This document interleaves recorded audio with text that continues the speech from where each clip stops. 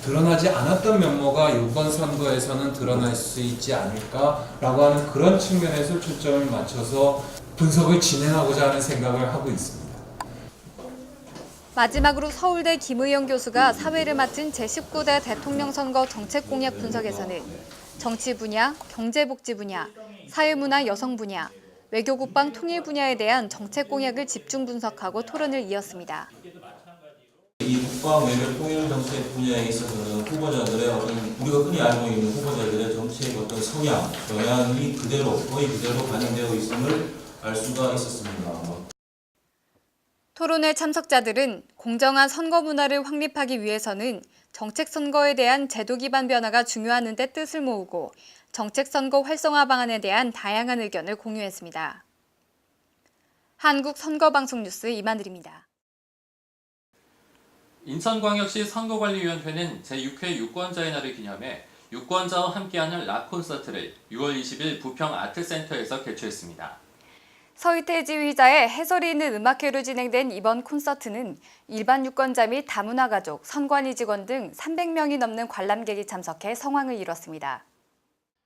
지난 6월 20일 인천광역시 선거관리위원회는 제6회 유권자의 날 기념 유권자와 함께하는 락 콘서트를 개최했습니다.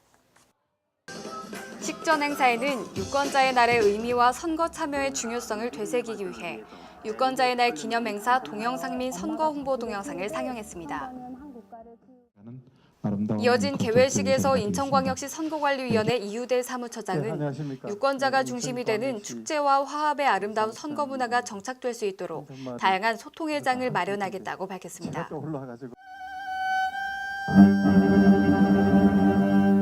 음악과 토크가 함께 가미된 이번 락 콘서트는 2003년 창단한 순수 민간 교향악단 밀레니엄 심포니 오케스트라가 연주를 맡았으며 드라마 베토벤 바이러스의 실제 주인공으로 유명한 서희태 지휘자가 지휘 및 해설을 맡아 각 주제에 맞는 흥미로운 설명으로 클래식에 대한 이해를 도왔습니다. 올해는 대통령 선거가 있어서 유권자의 날이 어느 해보다 뜻깊은 것 같습니다. 청소년 등 모든 세대가 공감하고 참여할 수 있는 행사를 통해 유권자의 참된 의미를 되새기고자 이번 행사를 개최하게 되었습니다. 앞으로도 유권자와 공감하고 소통하는 다양한 콘텐츠를 개발해 선거의 의미와 중요성을 되새기고 주권의식을 높여 민주정치가 한 단계 더 발전하는 계기가 되길 기대해 봅니다. 한국선거방송 뉴스 이만을입니다. 중앙선거관리위원회 홈페이지가 미래창조과학부 산하 한국데이터진흥원이 부여하는 콘텐츠 제공 서비스 품질 인증을 획득했습니다. 중앙선거관리위원회는 지난 6월 5일 미래창조과학부가 시행하고 한국데이터진흥원이 주관하는 콘텐츠 제공 서비스 품질 인증을 획득했습니다.